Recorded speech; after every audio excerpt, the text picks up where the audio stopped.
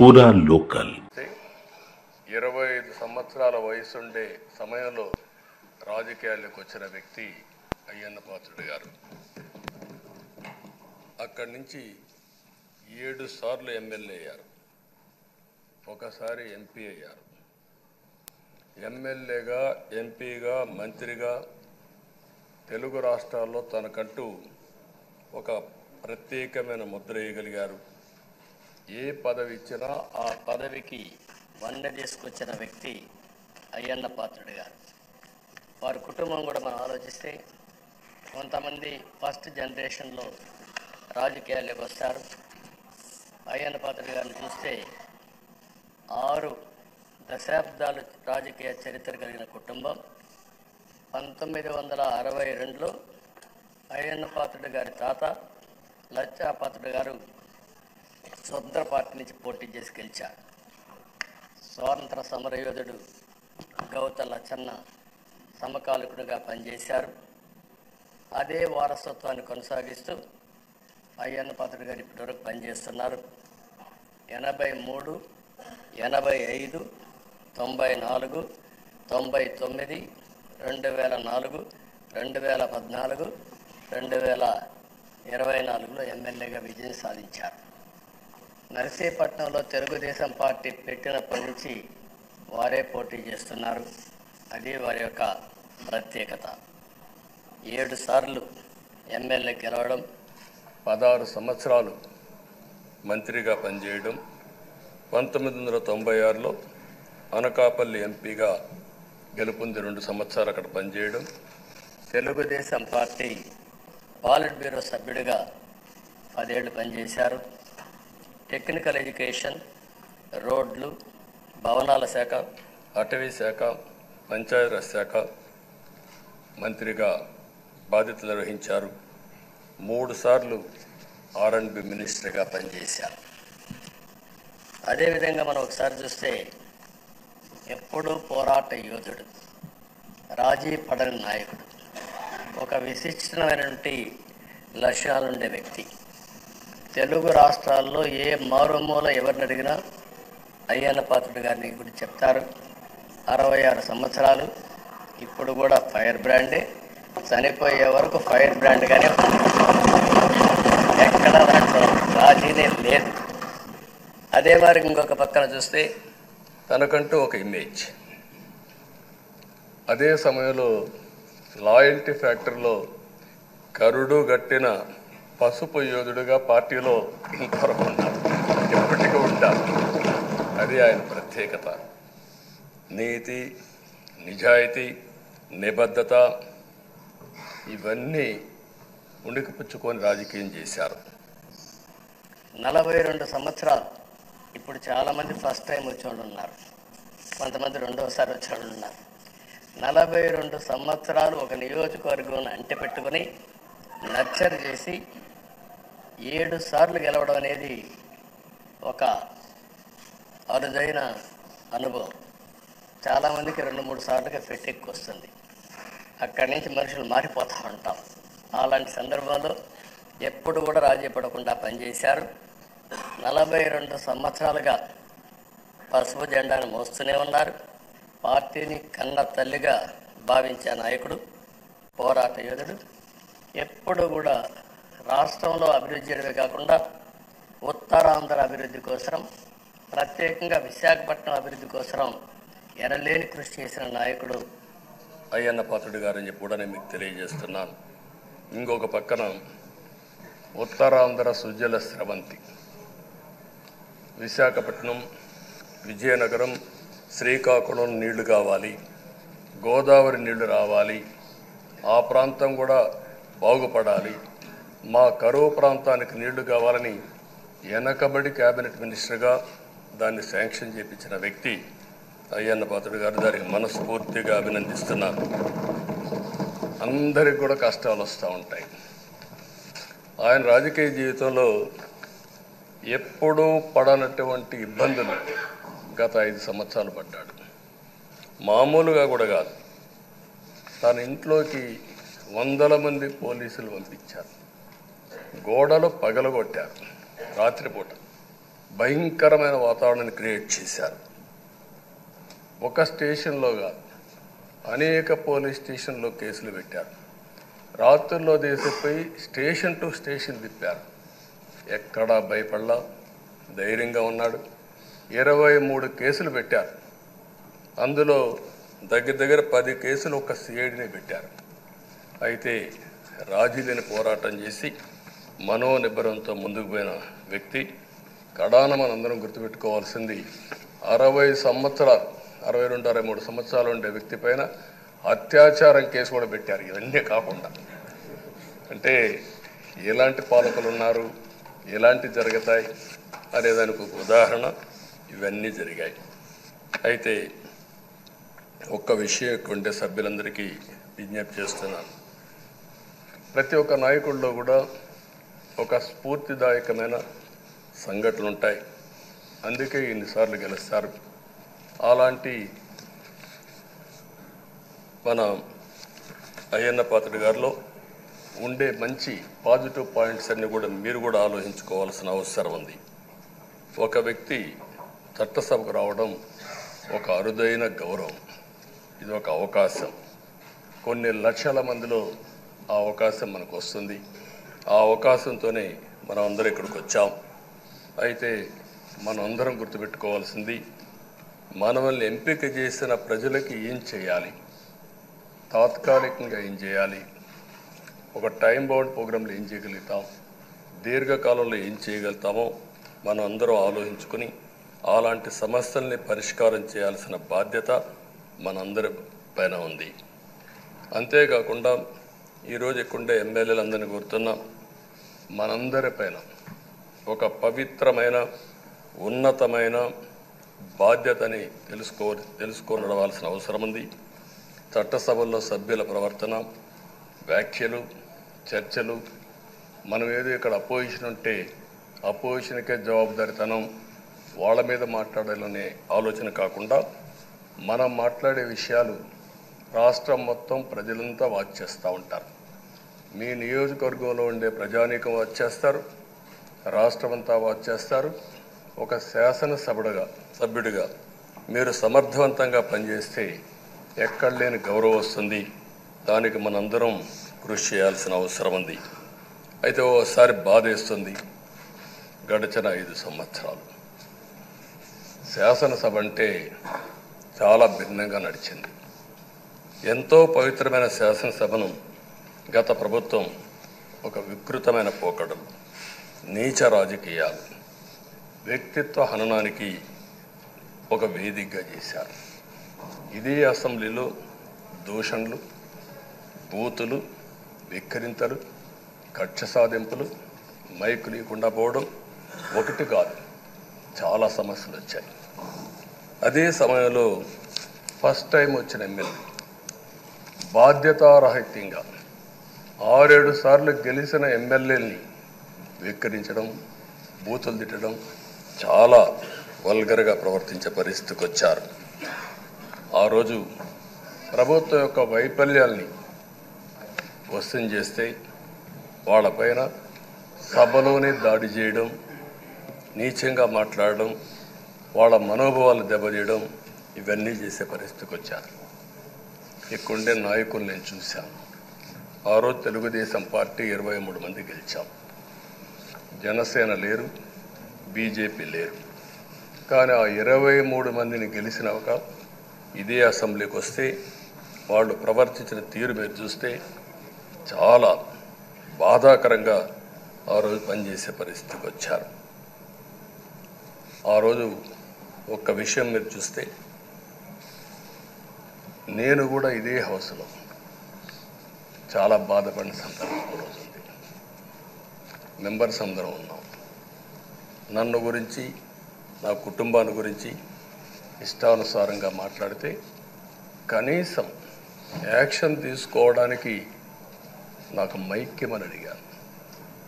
మేము నిరసన తెలియజేసి ఎడతామని మైక్ అడిగితే మైక్ ఇవ్వలేదు. ఇవ్వకుండా మీరు చూస్తే మామూలు సంఘటన కాదు.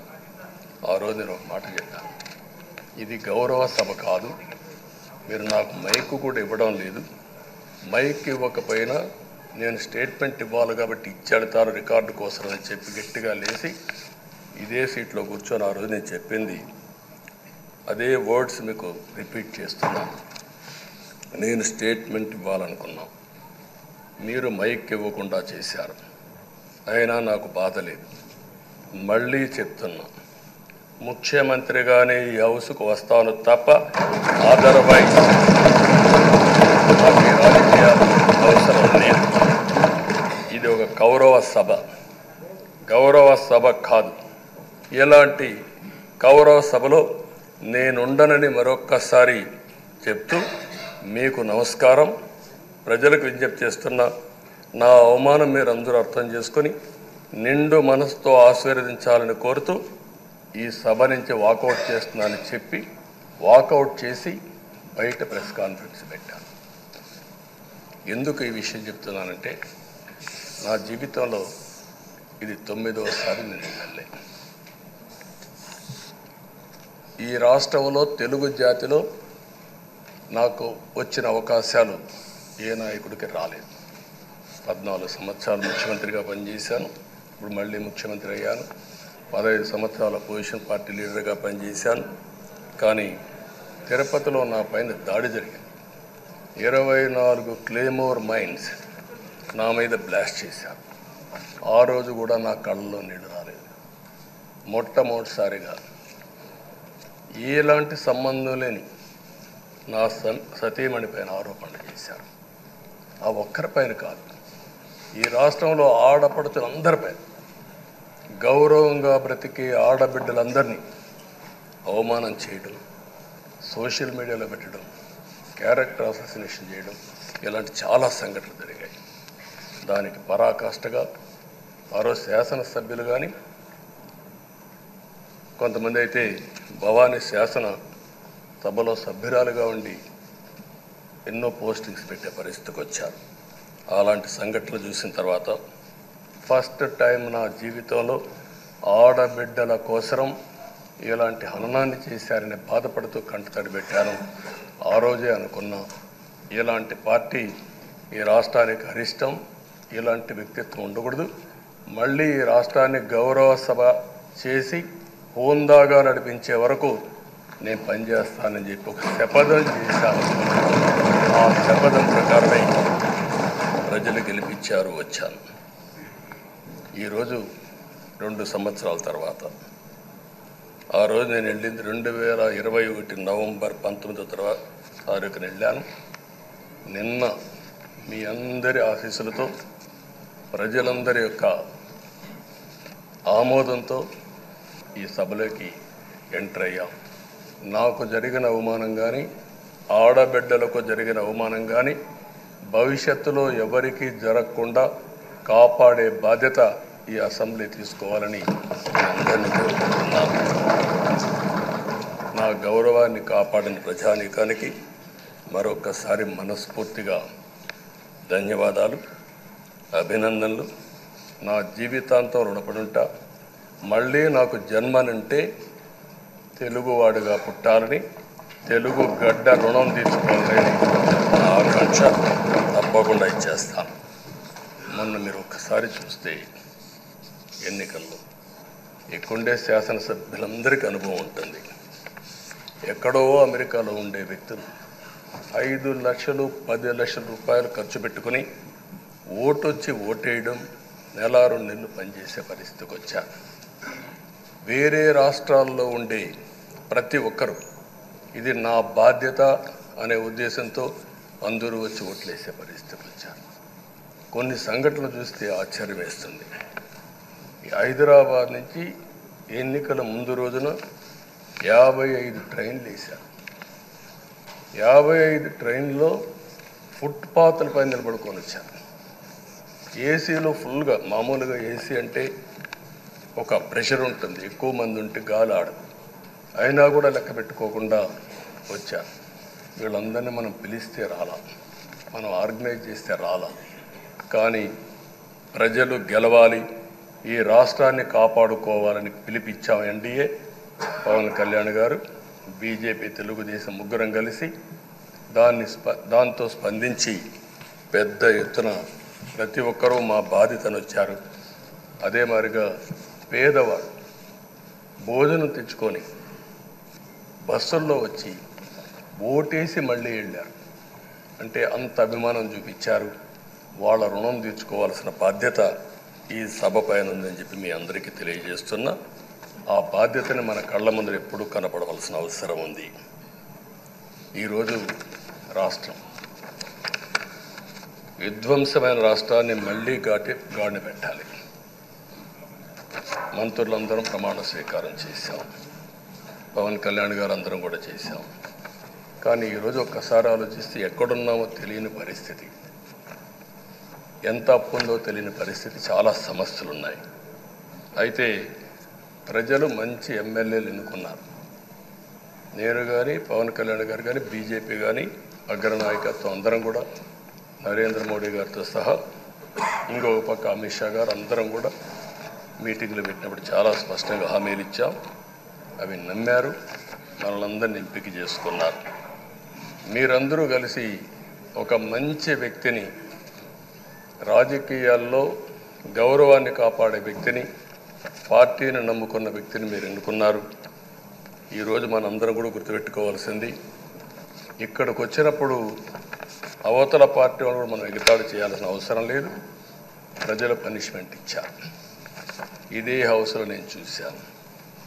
23 సీట్లు మాకు వచ్చాయి. నేను బాధపడ్డాము. కానీ ప్రజాస్వామ్యాన్ని గౌరవించాలనే ఉద్దేశంతో ప్రజాస్వామ్యుతంగా పనిచేశాం. 23వ తారీఖు ఎన్నికల రిజల్ట్స్ వస్తే దాన్ని వక్రీకరించి 23వ తారీఖున దేవుడు రాసిన స్క్రిప్ట్ ఇది, మీకు 23 సీట్లు వచ్చాయని మాట్లాడారు. ఇప్పుడు నేను అడుగుతున్నా, కూటమికి 164 సీట్లు వచ్చాయి. 1, 6, 4 కూడుకుంటే 11 వస్తుంది. రాష్ట్రంలో దగ్గర 1631 రోజులు అమరావతి రైతాంగం ఆడబిడ్డలు ఉద్యమం చేశారు. ఆ 4 నెంబర్లు కలుపుకుంటే 1, 6, 3, 1 కలుపుకుంటే 11 వస్తుంది. అంటే ఇది కూడా భగవంతుడి స్క్రిప్ట్ అయినా కూడా నేను మాట్లాడడం లేదు, నేను కామెంట్ చేయడం లేదు. ఈరోజు ఉంటే వాళ్ళకు కూడా అర్థమయ్యేది. వాళ్ళు ఉండకుండా పోవడం అనేది వాళ్ళ పెరికితనం తప్ప ఇంకోటి కాదని చెప్పి కూడా నేను మీకు తెలియజేస్తున్నా. అయితే నేను ఇక్కడుండే సభ్యులను కూడా మిమ్మల్ని కోరుతున్నా, మనం ప్రజా సమస్యలపైన దృష్టి పెట్టాలి తప్ప వీళ్ళ మీద కాదని చెప్పి కూడా నేను మీకు తెలియజేసుకుంటున్నాను. ఆ రోజు పవన్ కళ్యాణ్ గారిని అసెంబ్లీ గేటు కూడా తాకనీయం అని పెద్ద పెద్ద డైలాగులు చెప్పారు.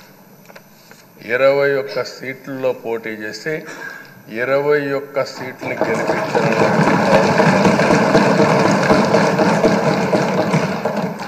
వైనాట్ 175 అని చెప్పి 11 కూడా తెచ్చుకోలేని నాయకత్వం. అంటే ఏ విధంగా మాట్లాడారు అనేదానికి ఇది ఒక ఉదాహరణ. ఆ రోజు పవన్ కళ్యాణ్ గారు చాలాసార్లు, నేను కూడా నాను, బయట చాలామంది అభినందించారు. ఎక్కడ తగ్గాలో తగ్గడం, ఎక్కడ గెలవాలనో గెలవడం నేర్చిన వ్యక్తి పవన్ కళ్యాణ్ గారు. ఈరోజు మనందరం కూడా గుర్తుపెట్టుకోవాల్సింది, రాజకీయాల్లో సుదీర్ఘమైన రాజకీయాల్లో ఉన్నాం. మొత్తం కలిసి 16వ సభ. మీ అందరికంటే సీనియర్ మోస్ట్ నేను. 8 + 1 9వసారి. అంటే 16 సభల్లో 16వ సభ 9 సభల్లో ఉన్నాను.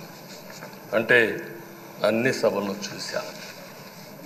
నా జీవితంలో ఎప్పుడూ చూడని సభ మొన్న జరిగిన సభ, 15వ శాసనసభ. కానీ ఇప్పుడు నేను కోరుకునేది మీ దగ్గర నుంచి,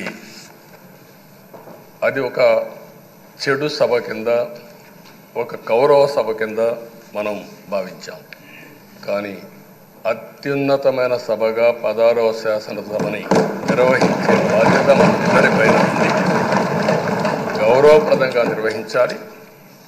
అదే సమయంలో ఇక్కడుండే ప్రతిపక్షాన్ని దృష్టిలో పెట్టుకొని కాదు, 24 గంటలు మనం ప్రజలతో ఉండాలి, ప్రజాప్రభుత్వంగా ప్రజలకు జవాబుదారితనంగా ఉండాల్సిందిగా నేను మిమ్మల్ని అందరినీ కోరుకుంటున్నా. ఈరోజు మనందరికీ అధికారం ఇవ్వడం కాదు, అతి ముఖ్యమైన బాధ్యత ఇచ్చారు. ఈ రాష్ట్రాన్ని మళ్ళీ ఘాటున పెట్టమని మనతో మాట్లాడారు, మనకు చెప్పారు. ఎప్పుడు కూడా నేను ఒకటే భావిస్తాను, ప్రజా జీవితాలను మార్చే శక్తి ప్రభుత్వ విధానాలకు ఉంటుంది. ఆ ప్రభుత్వ విధానాలకు రూపకల్పన చేసే సభ ఈ చట్టసభ. ఈ విషయం ప్రతి ఒక్కరూ గుర్తుపెట్టుకోవాల్సిన అవసరం ఉంది. ఈరోజు మనం చేసే పని ఈరోజు ప్రజల భవిష్యత్తే కాకుండా భావితరాల భవిష్యత్తు కూడా నిర్ణయిస్తుంది. ఈరోజు భారతదేశం 91లో ఆర్థిక సంస్కరణలు వచ్చాయి. ఒక తెలుగు బిడ్డ పివి నరసింహరావు గారు ఆర్థిక సంస్కరణలు ప్రవేశపెట్టారు. ఈరోజు భారతదేశం ముందు చాలా వరకు అభివృద్ధి అయ్యే పరిస్థితి వచ్చింది. ఆయన ప్రవేశపెట్టిన ఆర్థిక సంస్కరణలు నేను ఆదర్శంగా తీసుకొని ఆ రోజు ఉమ్మడి ఆంధ్రప్రదేశ్లో అనేక పాలసీలు తీసుకొచ్చాం, సంస్కరణలు తీసుకొచ్చాం. ఐటీ, విద్య, పాలనా రంగం, ఇన్ఫ్రాస్ట్రక్చర్ ఇవన్నీ మనం తీసుకొచ్చాం. ఎన్నో డికేడ్స్ కాదు, 25 సంవత్సరాల్లో దాని యొక్క ప్రభావం మనం అందరి ముందు కనపడుస్తుంది. ఈరోజు హైదరాబాద్ నగరం వన్ ఆఫ్ ది బెస్ట్ సిటీగా ఉందంటే 25 ఏళ్లకు మనకు తీసుకున్న నిర్ణయాలే కారణం. ఈరోజు నేను అందరినీ ఒకటే కోరుతున్నా, మీ అందరినీ, ఈరోజు భారతదేశం 5వ అతిపెద్ద ఆర్థిక వ్యవస్థ. ఇంకొక 4-5 సంవత్సరాల్లో ఎన్డీఏ ఆధ్వర్యంలో 3వ అతిపెద్ద ఆర్థిక వ్యవస్థగా తయారవుతుంది. 2047 వికసిత్ భారత్ ఎన్డీఏ నరేంద్ర మోడీ గారి కల అయితే, వికసిత్ ఆంధ్రప్రదేశ్ మనందరి కల కావాల్సిన అవసరం ఉంది. నాకు ఏమాత్రం అనుమానం లేదు, భారతదేశం ప్రపంచంలో అగ్రస్థానానికి వెళ్తాం. నెంబర్ 1 కానీ నెంబర్ 2 కానీ ఉంటాం. అదే సమయంలో మనందరి ఆశయం, మనం చేసే చట్టాలన్నీ కూడా తెలుగువారు ప్రపంచంలోని నెంబర్ 1గా ఉండాలని, ఆంధ్రప్రదేశ్ని జీరో పావర్టీ స్టేట్గా తయారు చేసి ఆర్థిక అసమానతలు తగ్గించే విధానానికి ఈ సభ శ్రీకారం చుట్టాలని కోరుకుంటూ, దానికి అయ్యన్న పాత్రుడు గారి అధ్యక్షతన మనం ముందుకు పోవాలని చెప్పి మనస్ఫూర్తిగా కోరుకుంటున్నాను. ఇంకొక పక్క ఈరోజు మీరందరూ కూడా గుర్తుపెట్టుకోవాల్సింది, ఈ సభలో దూషణలు, వెకిలి చేష్టలు అవి కాకుండా ఉందాతనంతో ప్రతి ఒక్కరం కూడా ముందుకు పోయే విధంగా కార్యక్రమాన్ని తీసుకుపోవాల్సిందిగా నేను కోరుతున్నాను. 16 సభలు మనం చూసాం. ఈ 16 సభలు మీరు చూస్తే ఆంధ్రప్రదేశ్ శాసనసభ హేమీలు వచ్చారు. అందులో టంగుటూరి ప్రకాశం పంతులు, ఎన్జి రంగా, నీలం సంజీవరెడ్డి, బెజవాడ గోపాల్ రెడ్డి, తెన్నేటి విశ్వనాథం, గౌత లచ్చన్న, పివిజి రాజు, పుచ్చలపల్లి సుందరయ్య, అయ్యదేవర కాళేశ్వరరావు, చండ్ర పుల్లారెడ్డి, వావిలాలు గోపాలకృష్ణయ్య, మోటూరి హనుమంతరావు, గుంటూరి బాపనయ్య, కాకాని వెంకటరత్నం లాంటి ఉద్దండులందరూ వచ్చారు. వీళ్ళు కాకుండా పివి నరసింహరావు ఈ రాష్ట్రంలోనే పుట్టి కేంద్రం నుంచి ఆర్థిక సంస్కరణలు తీసుకొచ్చారు. ఇంకో పక్కన ఎన్టీ రామారావు గారు, ఒక చరిత్ర సృష్టించిన యుగ పురుషుడు ఎన్టీ రామారావు గారు. వీళ్ళందరూ మనకు ఆదర్శం కావాలని మనస్ఫూర్తిగా కోరుకుంటున్నాను. అందుకని ఈరోజు ఒక పక్కన చూస్తే చట్టసభల విలువ తెలిసిన వ్యక్తి అయ్యన్న పాత్రుడు గారు. అనేక సందర్భాల్లో ఒక్కోసారి ఆవేశాలు మెంబర్లో వచ్చాయి. అవన్నిట్లో మీరు కూడా భాగస్వాములుగా ఉన్నారు. కానీ ఈరోజు నేను కోరుకునేది, మీ ఆధ్వర్యంలో రాజ్యాంగ స్ఫూర్తి నిలుస్తుందని, ప్రజాస్వామ్యాన్ని కాపాడతారని, ఈ సభ హోందాగా నడుస్తుందని దాంట్లో నాకు ఏమాత్రం అనుమానం లేదు. ఆ నమ్మకం ఉంది. దానికి మరొక్కసారి మీ యొక్క ఆధ్వర్యంలో భగవంతుడు అన్ని విధాల మీకు ఆ శక్తినివ్వాలని, తప్పకుండా ఈ అసెంబ్లీ సెషన్స్లో ఈ 5 ఏళ్లలో రాష్ట్రానికి కొన్ని సమస్యలు ఉన్నాయి. వాటి మీద ఎక్కువ మనం ఫోకస్ పెట్టాల్సిన అవసరం ఉంది. రాజధాని కట్టుకోవాలి, పోలవరం పూర్తి చేసుకోవాలి, నదుల అనుసంధానం చేసుకోవాలి, పెట్టుబడులు రావాలి, మౌలిక సదుపాయాలు కలిగించాలి, బీసీలకు బడుగు బలహీన వర్గాలకు న్యాయం చేయాలి. ఏది చేసినా పేదవాళ్ళ దృష్టిలో పెట్టుకొని ఈ అసెంబ్లీ చేసేటప్పుడు మీ అపారమైన అనుభవాన్ని మీరు ఉపయోగించుకొని ఈ సభను సక్రమైన దారిలో నడిపించేదానికి మీరు దోహదం చేయాల్సిందిగా మిమ్మల్ని అందరినీ కోరుకుంటూ, ఈరోజు మీరేసే మీ ఆధ్వర్యంలో జరిగే చర్చలు 2047కి తెలుగు జాతి ప్రపంచంలోనే నెంబర్ 1గా ఉండడానికి, ఈ రాష్ట్రంలో పేదరికం లేని సమాజాన్ని నిర్మాణం చేయడానికి, ఆర్థిక అసమానతలు తగ్గించే దిశగా మన ప్రయాణం సాగడానికి పూర్తిగా మీ ఆధ్వర్యంలో సాగాలని చెప్పి కోరుకుంటూ, మరొక్కసారి మీకు భగవంతుడు అన్ని విధాల ఆయురారోగ్యాలు ఇచ్చి ఈ సభను సుజావుగా నడిపించే కార్యక్రమానికి శ్రీకారం చుట్టాలని కోరుకుంటూ మీకు నమస్కారం తెలియజేస్తున్నాను. Thank you.